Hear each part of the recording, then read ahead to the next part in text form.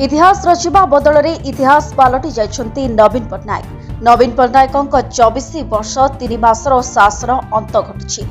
आज महामह राज्यपाल को भेटी इस्तीफा पत्र देइछन्ति नवीन पट्टनायक। 5 मार्च 2000 मसीहा ठारू अनेक निर्वाचन उपनिर्वाचन देखिछन्ति नवीन पट्टनायक, किंतु एमिति गोटे दुखद समय बीजेडी पई आसी नथिला। ए विदायर समय थिला हृदयस्पर्शी। 2024 रो निर्वाचन महापर्व मोड़ बदलाइछि। ओडिशा रे बीजेडी रो गड़ भांगिछि। एथर ओडिशा रे प्रथम थर सरकार गढ़िबे मोदी सरकार। मु काजल न्यूज टुडे रु नमस्कार।